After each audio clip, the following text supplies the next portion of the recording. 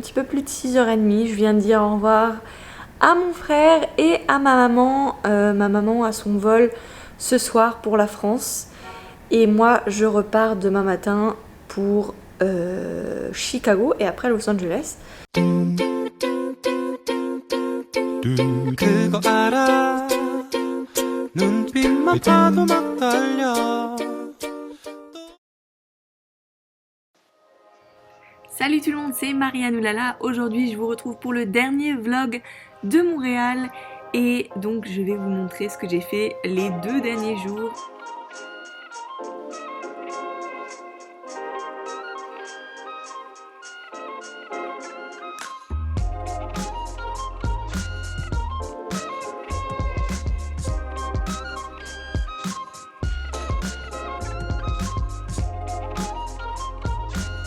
Alors comme vous l'avez vu sur les images, je suis allée au musée avec ma maman et mon frère parce que il y avait une exposition sur Thierry Mugler. Alors Thierry Mugler, c'est un créateur de mode français et j'aime beaucoup, je respecte énormément les créateurs de mode et donc pour moi c'était quelque chose à faire absolument et j'étais vraiment très contente parce que j'ai pu voir des pièces magnifiques, vraiment plus belles les unes que les autres. Ça m'a rendu vraiment bouche bée.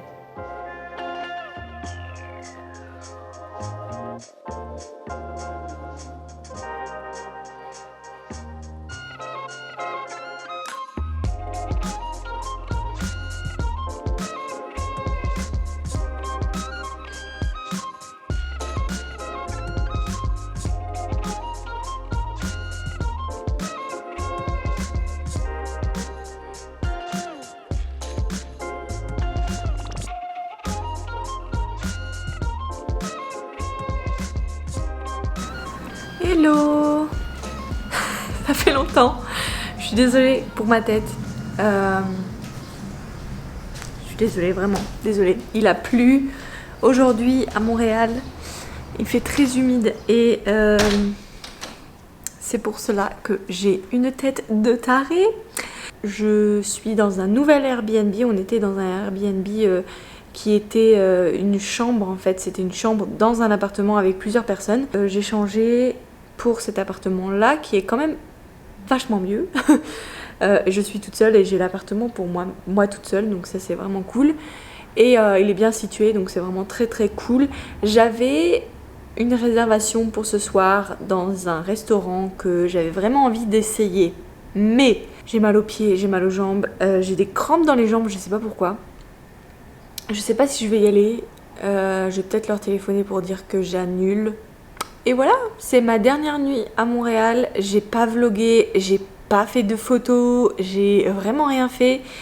Je suis une très mauvaise youtubeuse. Ouais, c'était vraiment un voyage familial puisque j'étais avec ma maman et mon frère et la copine de mon frère. Et du coup, ben, j'ai pas vraiment... Enfin, j'ai voulu plutôt passer plus de temps avec eux. En fait, c'est de plus en plus difficile pour moi de vloguer quand je suis avec quelqu'un et surtout quand je suis avec quelqu'un qui compte pour moi. Donc là, c'est ma famille. Et donc voilà, pour moi, je suis pas 100% dans le moment quand je vlog. Je suis, je sais pas moi, à 90% dans le moment. Et du coup, il y a ces 10% là qui font toute la différence en fait. Je vais m'asseoir par terre parce que je commence à avoir mal au bras. Donc ouais, je voulais vous faire un petit récapitulatif parce que sûrement cette vidéo ce sera peut-être 1 ou 2 vidéos récapitulatives ou peut-être juste une seule vidéo pour vous dire que en fait mon voyage au Canada ne s'est pas passé comme je l'avais, comment dire, envisagé, mais dans le bon sens. Et en fait, j'ai pas eu vraiment le temps de vlogger, j'ai pas eu vraiment le temps de me consacrer à filmer tout simplement des vlogs parce que je sais pas quand est-ce que je vais revoir ma maman, je sais pas quand est-ce que je vais revoir mon frère. Et du coup, voilà, je voulais être 100% dans le moment et pas 90%. Parce que oui, ces 10% là que tu passes à regarder ta caméra et à parler à la caméra, et c'est 10% qui sont cruciales. Et voilà, j'ai pas envie de me justifier parce que je fais ce que je veux et parce que c'est ma chaîne, donc voilà, si j'ai pas envie de vlogger, je le fais pas. Mais voilà, je voulais préciser la chose. Je sais qu'il y a de moins en moins de gens qui me regardent, mais il y en a quand même qui sont toujours là pour regarder mes vlogs. Donc je voulais en parler et ouvrir un petit peu mon cœur en ce qui concerne les vlogs sur ma chaîne. Je ferai sûrement une vidéo sur les choses à voir à Montréal parce que j'ai fait vraiment beaucoup de cafés, vraiment beaucoup de restaurants. Donc je vais sûrement parler de ça, et puis je vais faire sûrement des petites vidéos sur mon impression au Canada, etc. Dans le passé, quand je vloguais genre une fois par jour, je me souviens quand j'étais en Corée et quand ma cote de popularité a grimpé, si tu veux, entre les 10 000 abonnés et les 50 000 abonnés, je vloguais énormément, mais en fait j'étais complètement seule, quoi. J'étais seule et c'est pour ça que je vloguais aussi. C'était une façon d'avoir quelqu'un dans ma vie et de pouvoir partager avec quelqu'un. Et maintenant que j'ai trouvé la personne, mon mari, et ben c'est vrai que c'est difficile pour moi parce que je le partage déjà avec lui en fait. Et c'est pas parce que j'ai pas envie, en fait j'ai envie de le faire, mais j'oublie. Je suis trop dans le moment et j'aime tellement le moment et j'aime tellement la personne que ça... voilà. Donc c'est ça. Donc c'est vrai que c'est difficile. J'aimerais bien vlogger, j'aimerais bien me remettre au vlog quotidien, etc. Mais c'est difficile. Donc je vais plutôt faire des vidéos face cam comme ça. C'est vrai que pour l'instant là je suis un petit peu dans le... Mais ça fait quand même un bout de temps, hein. Je dirais que ça fait 1 ou 2 ans presque que je suis un peu dans le brouillard sur YouTube. Parce que je sais pas qu'est-ce que je dois faire en fait. J'ai jamais été comme ça en fait. J'ai jamais été dans le brouillard. J'ai toujours su ce qu'il fallait faire et ce que je voulais faire. Et maintenant je sais plus. J'aime bien tout en fait. Et c'est dur pour moi de choisir qu'est-ce que je dois faire. Et je me dis, est-ce que j'arrête YouTube? Est-ce que j'arrête ma chaîne française? Est-ce que j'arrête ma chaîne coréenne? Est-ce que je recommence au début? Mais c'est vrai que je suis accrochée à Marianne Oulala parce que c'est ma première chaîne et les gens me connaissent et j'ai ma petite communauté malgré que j'en ai perdu 90% de personnes qui me regardaient à l'époque où j'étais à Séoul ne sont plus là. Donc, mais il y a les 10% et encore une fois, c'est 10% qui sont très, très importants pour moi. Et voilà, c'est vrai que ça me... Comment dire? Ça me ferait chier d'effacer tout sur Marianne Oulala et de recommencer à zéro. Ouais. Je suis très très dans le brouillard. Et je pense que personne pourra m'aider en fait. Il n'y a que moi qui puisse figure it out. Ouais. Donc ce soir je suis toute seule jusqu'à demain matin. J'ai mon vol à 10h. Je crois qu'il faut 1 heure à peu près pour aller à l'aéroport. Je suis à downtown, à Montréal, dans le centre-ville. Et je vais prendre le bus, je pense. Aujourd'hui, enfin ce soir, ça va être un petit peu une soirée toute seule. Ça fait longtemps que j'ai pas eu une soirée toute seule, puisque depuis que je suis avec mon chéri, à part les 3 mois où j'étais à Taïwan, il y a 2 ans, je n'ai jamais vraiment été toute seule. Donc là, ça va être une petite soirée toute seule. Je vais voir si je vais y aller au restaurant ou pas. Je réfléchis. Je sais plus prendre de décision. C'est terrible. C'est terrible. Ah oui, et je voulais juste aussi vous dire que je suis dans un Airbnb. Mais c'est drôle parce que dans l'ascenseur, il y a écrit en gros « Pas de Airbnb, vous êtes censé... comment dire, payer une amende si vous êtes... si on se rend compte que vous faites des Airbnb. » Donc... de toute façon, c'est pas de ma faute, hein. Moi j'ai cherché un Airbnb et j'en ai trouvé un. Et il s'avère que ce n'est pas forcément en règle. Donc je me disais, tiens, pourquoi elle me demande de ne pas dire que je suis dans un Airbnb si quelqu'un me demande dans la rue où je suis, il faut pas que je dise que ce soit un Airbnb. Donc je trouvais ça un peu bizarre, mais maintenant je comprends. Et je pense qu'en fait c'est parce que c'est une location et du coup elle sous-loue alors que le propriétaire ne veut pas, quoi. En gros c'est ça. Donc je me sens un petit peu dans un cul entre deux chaises, quoi. Parce que je comprends tout à fait en fait le fait de ne pas vouloir faire Airbnb, parce que quand tu es propriétaire d'un building et que bah, ça crée des problèmes quand même, hein. Airbnb, il y a des gens qui viennent, tu contrôles pas forcément les gens qui viennent, quoi. Et du coup je comprends complètement ça, et je comprends aussi le fait que bah, quand t'as un petit appartement que tu loues et que bah, je sais pas, t'es pas là pendant 6 mois et que bah, t'as envie de le louer, Airbnb c'est un bon moyen de se faire un petit peu de sous ou de rembourser voilà, au moins son loyer. Donc voilà, je suis un peu le cul entre deux chaises. Bref, j'arrête de parler.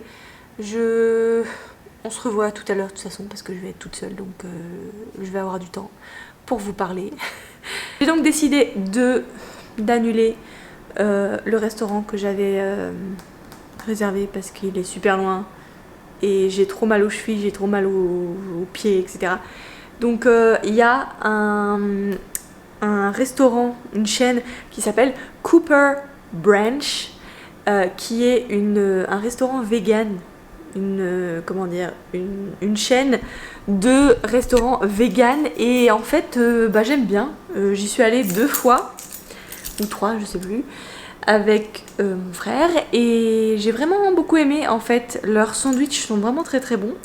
Donc je pense que je vais prendre ça à emporter et puis bah je vais me faire plaisir, je vais manger ici tout en regardant Escape the Night parce que j'ai vu qu'il y avait un nouvel épisode, et sûrement quelques petites vidéos YouTube, et il va falloir que je commence à éditer aussi parce que j'ai trop de trucs à éditer, sauf que j'ai oublié mes headphones à Los Angeles et j'ai pas envie d'en racheter, donc je peux que éditer dans un truc où il n'y a pas de bruit et il n'y a personne, donc ici je peux. Je vais peut-être prendre une poutine vegan pour voir si c'est bon, puisque j'ai déjà mangé de la poutine, la vraie poutine, mais j'ai jamais essayé la poutine vegan.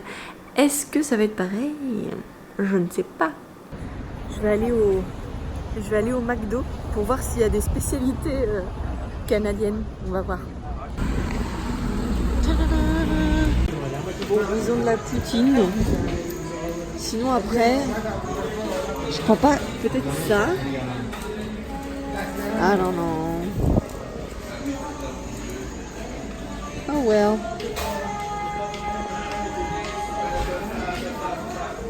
Je crois que c'est à peu près pareil qu'aux États-Unis. Sauf que les noms sont différents, quoi. Je vais passer.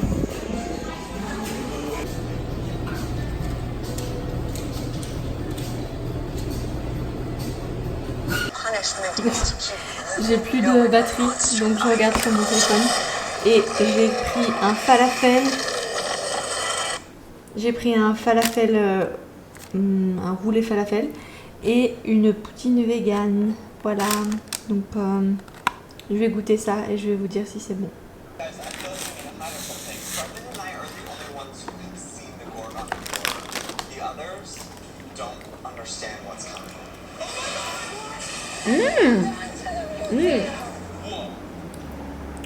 Let me tell you, this poutine is good. Je pense que c'est même meilleur que la poutine normale. Alors, un truc qui m'a choqué quand j'ai mangé de la vraie poutine, c'est que le fromage n'est pas fondant. Le fromage queen sous la dent. Et ça m'a fait bizarre. C'était bon, hein. Mais là, le fromage fond, donc c'est pas mal.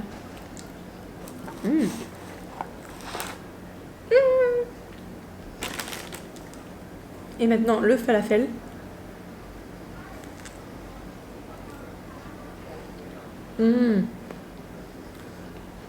Waouh. c'est vraiment bon. Je vais me régaler. Il est 21h et donc je crois que je vais essayer de dormir. Je pars à Los Angeles via Chicago. Donc je fais Montréal-Chicago, Chicago-Los Angeles.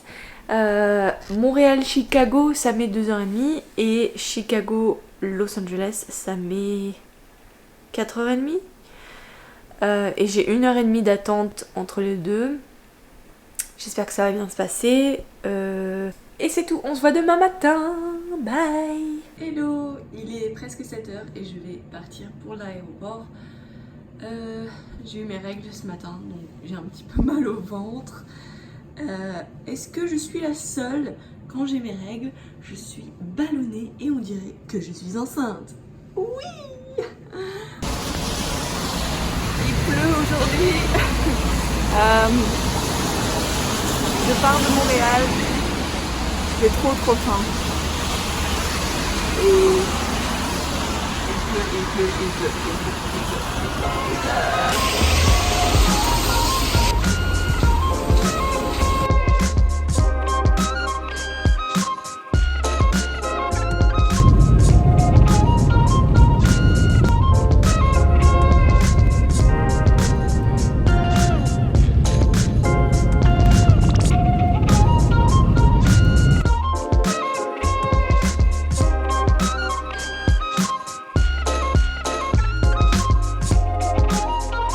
With your seatbelt securely fastened until the seatbelt sign has been turned on. You may now use your phones and other small lightweight electronic devices.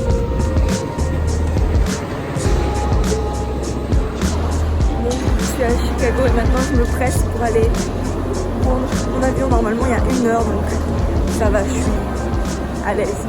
Mais il faut que j'aille aux toilettes.